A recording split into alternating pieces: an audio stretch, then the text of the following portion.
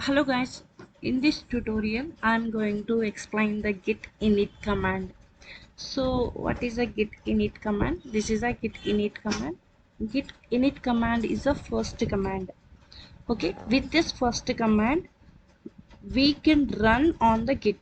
So with this init command mostly we can use it to create a new blank repository. So how we can create this is my repository, and I have created newly repository. Now I'm creating this repository as I'm making this repository as a git project. So for making this git project, what I need to do, so with the help of git init command we can make the existing project as a git project. So several git commands run inside the repository, but init command can be run outside of this repository. So right click and choose the git bash here, and type the git init. So now one empty repository is initialized. So the git init command create the git subdirectory in the current working directory. So this is my current working directory. They create the subdirectory. So this is newly created subdirectory that contain all the necessary metadata. That metadata can be categorized into so this is I have created one git .git repository that contains all the metadata. That can be, these metadata can be categorized into like object reference, info hooks, and all the temporary files. It is also initialize the head pointer to the master branch of the repository. So first creating the first repository. Here, Git version control system allows us to share the project among the developers. So it is very essential to understand that how we can create a project on a Git. So a repository is a directory that contains all the project related data. There can be also more than one project on the single repository.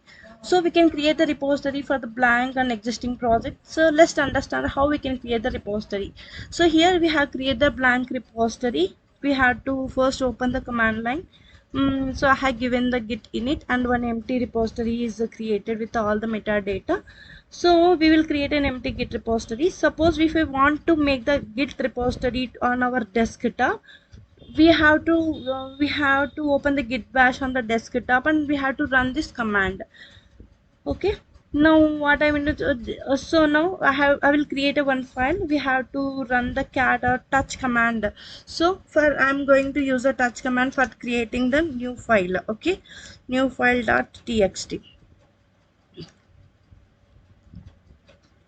So I have created one file into the by creating the touch command. Okay, now I will add this file. Okay, I will add this file to the repository. So for adding to the repository, we have to run the git command. So this is a git command, git add command we have to perform. So we will know the git add command later in this tutorial. Okay, now I'll hit the enter. Sorry, git add, we have to give the specific file name.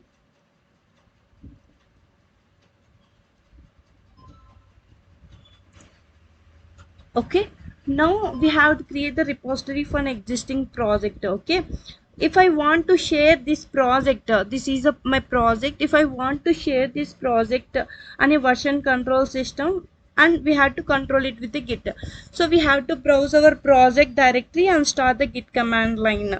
So to initialize the new repository, we have to run the git init command. Okay, here we'll create a new subdirectories and that hold on necessary repository files. Okay, after that we can list all the untracked file with the git status. Now I have added this file to git repository. Now I'll add git status command. Now you can see this file is come to the track. Okay, and see, so here so if you see git status command, then the tracked file is there. So now I will remove this tracked file to untracked file by performing the this is a, sorry, this command here it's a,